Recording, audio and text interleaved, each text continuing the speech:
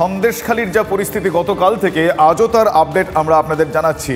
আর 10টায় 10 রিপোর্টারে আজ শুরুতেই আমাদের সহকর্মীরা আমাদের সঙ্গে রয়েছেন। আমি প্রথমেই তাদের সঙ্গে আলাপ করিয়ে দেবো। আমার সঙ্গে এবং মিমির সঙ্গে আমার সঙ্গে স্টুডিওতে আমি শুভজিৎ রয়েছি, মিমি রয়েছেন এবং আমাদের সঙ্গে রয়েছেন আমাদের 4 সহকর্মী এই মুহূর্তে। আমার সঙ্গে রয়েছেন দীক্ষা, রয়েছেন অর্ণব, রয়েছেন সিজার এবং রয়েছেন সৌরভ। এই মুহূর্তে সন্দেশখালীর খবর দিয়েই আমরা শুরু করছি, তার কারণ সন্দেশখালীতে একেবারে প্রকাশ্যে একেবারে সুস্পষ্টভাবে পুলিশের দুই রূপ দেখতে পাওয়া যাচ্ছে। কেন আমরা তাই বলছি? তার কারণ পুলিশের ভূমিকায় এই প্রশ্ন পুলিশ স্বয়ং তুলেছে। ইডির ওপর হামলার 34 দিন পার হয়ে গিয়েছে।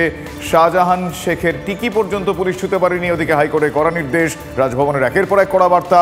এরপরেও শাহজাহানকে ধরতে ব্যর্থ হয়েছে ন্যাজার থানা।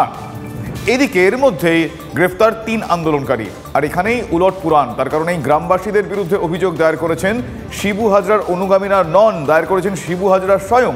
কোর্টে জমা দেওয়া নথিতে তেমনই বয়ান সন্দেশখালী থানার তদন্তকারী অফিসারের। আমার সহকর্মী সৌরভ এই মুহূর্তে রয়েছেন আমার সঙ্গে সরাসরি। সৌরভের কাছ থেকে আমি কথা বলবো। সৌরভ, গতকাল তুমি দিনভর সেখানে ছিলে। পুলিশের যে এই যে দ্বৈত ভূমিকা, এই দ্বিচারিতা, এই যে মুদ্রার এপিটোপিট দেখতে পাওয়া যাচ্ছে, একদিকে তারা সক্রিয় নন, 34 দিন কেটে গিয়েছে, সেখানকার কোট আনকোট বাঘের টিকি পর্যন্ত তারা ছুঁতে পারেননি। অন্যদিকে শিবু হাজরার অভিযোগে সরাসরি 3 জনকে তারা তড়িঘড়ি গ্রেফতার করে ফেললেন। এই যে তৎপরতা, এই যে মাত্র 7 ঘন্টা সময়, 7 ঘন্টা 20 মিনিটে, এই যে একদিকে 34 ঘন্টা বনাম 7 ঘন্টা 20 মিনিট, এই মাঝের বনামটার কি কারণ? আর শুভজিৎ, দেখো সেটাই দেখো প্রশ্ন যে একই পুলিশ দু রকম রোল কেন? যেখানে অভিযোগ হচ্ছে ইডি সিআরপিএফ জওয়ানদের উপরে হামলা, শেখ শাহজাহান যেখানে অভিযুক্ত, সেখানে 34 দিনও পুলিশ জানাতে পারলো না শেখ শাহজাহান কোথায় আছে। কারা জানতে চেয়েছিলেন? কেন্দ্রীয় স্বরাষ্ট্রমন্ত্রক। কারা জানতে চেয়েছিল? কলকাতা হাইকোর্ট। কারা জানতে চেয়েছিল? রাজভবন। অর্থাৎ সাংবিধানিক যে সমস্ত প্রতিষ্ঠান রয়েছেন তারা জানতে চেয়েছেন শেখ শাহজাহান কোথায়।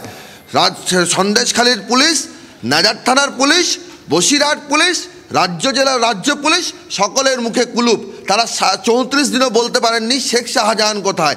আর শিবু হাজরা রাত 3:25 এলেন সন্দেশখালী থানায়, অভিযোগ দায়ের করলেন। 10:45 মধ্যেই মূল আন্দোলনকারীরা গ্রেফতার হয়ে গেলেন। গ্রেফতারির সংখ্যা ক্রমশ বাড়ছে। 111 জনকে অভিযোগ, 111 জনের নামে অভিযোগ। সেই অভিযোগের মধ্যে সেই অভিযোগ ধরে ধরে সকলকে তারা কিন্তু দ্রুততার সঙ্গে, তৎপরতার সঙ্গে ধরতে শুরু করলেন। তাহলে যে পুলিশ আন্দোলনকারীদের ধরতে পারে, সেই পুলিশ শেখ শাহজাহানকে কেন ধরতে পারে না? প্রশ্ন উঠবে না? সেই প্রশ্নই তো উঠছে। প্রশ্ন উঠছে যে পুলিশ শিবু হাজরা অভিযোগকারী বলে 307 ধারা খুনের চেষ্টার অভিযোগ সঙ্গে সঙ্গে সেকশন দিয়ে দেন, তাহলে ইডি সিআরপিএফ জওয়ানদের উপরে যখন হামলা হয় তখন তারা কেন সেই সেকশনগুলো দেন না? তখন কি তারা সেকশনগুলো বিস্তৃত হন? আর এখন তারা সেকশনগুলো খুব ভালো করে আওড়ে মুখস্থ করে আসেন, তাদের দরকার পড়ে না। ফলে এই দ্বিচারিতা, তুমি যেরকম বললে, এই দ্বিচারিতা একেবারেই সুস্পষ্ট। শুধু তাই নয়, এতদিন আমরা দেখতাম যে যার বিরুদ্ধে অভিযোগ, যার দিকে অভিযোগের আঙুল, সে যদি প্রভাবশালী হয় কোনো কারণে, যদি শাসক দলের ঘনিষ্ঠ হয়, তাহলে তার ক্ষেত্রে একরকম ট্রিটমেন্ট হয়। এক্ষেত্রে দেখা গেল যিনি অভিযোগ করছেন, মানে অভিযোগকারী, সেক্ষেত্রেও প্রভাবশালী তকমা। কারণ এই শিবু হাজরার অভিযোগের পরপরই দেখতে পাওয়া গেল তড়িঘড়ি তৎপরতা। ফলে এই নিয়ে, এই দ্বিচারিতা নিয়ে, এই মুদ্রার এপিটোপিট নিয়ে, পুলিশের ভূমিকা নিয়ে প্রশ্ন তো উঠবেই। একদমই। এবং সন্দেশখালী রীতিমতো ফুঁসছে এই ঘটনায়। কি বলছেন সন্দেশখালীর মানুষ? অর্ণবের থেকে জানবো। অর্ণব,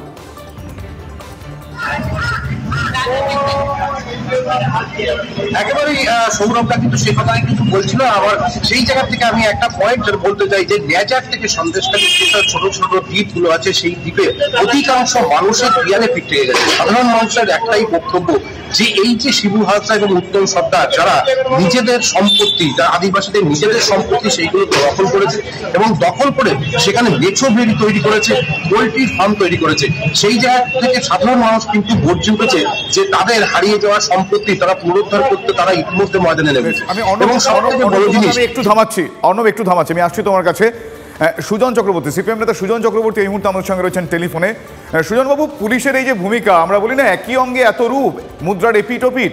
যে পুলিশ এখনো পর্যন্ত 34 দিন কেটে গিয়েছে শেখ শাহজাহান, মানে যাকে বলা হচ্ছে সন্দেশখালীর বাঘ, সেই বাঘের টিকি পর্যন্ত ছুঁতে পারেনি, সেই পুলিশ শিবু হাজরার অভিযোগের সঙ্গে সঙ্গে প্রায় তড়িঘড়ি এত তৎপরতার সঙ্গে 3 জনকে গ্রেফতার করে ফেললেন।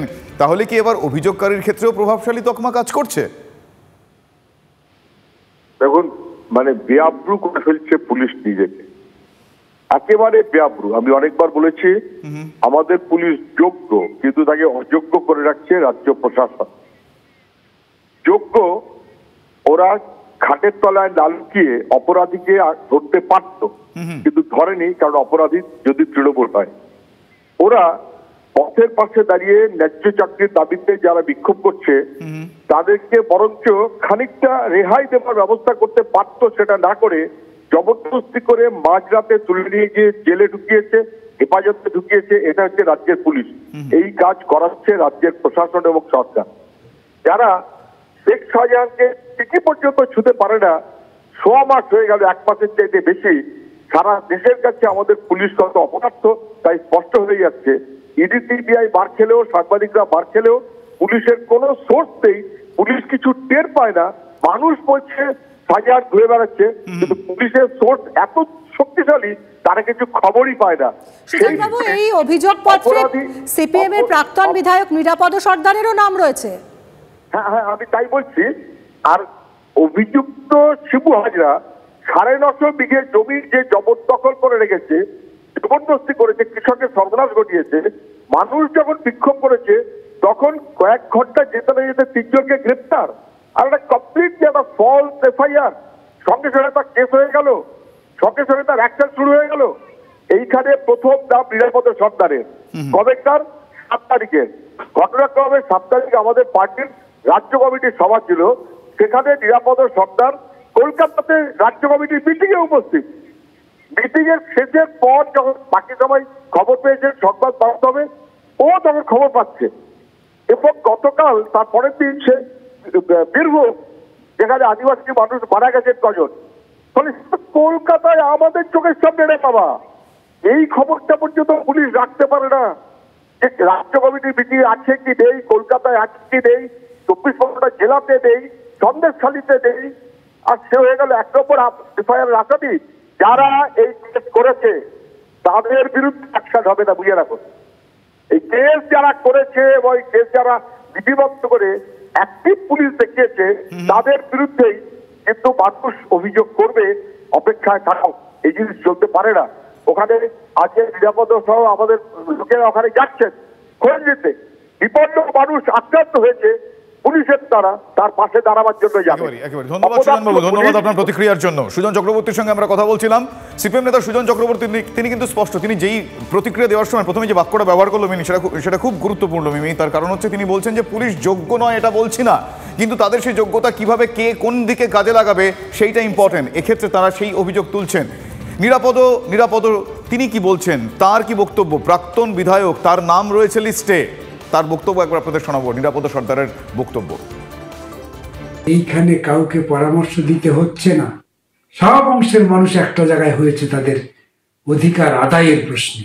চারিদিকে গ্রামের মানুষ ঐক্যবদ্ধ হয়। এই জনরসের মুখে তৃণমূলের নেতারা আর টিকতে পারছে না।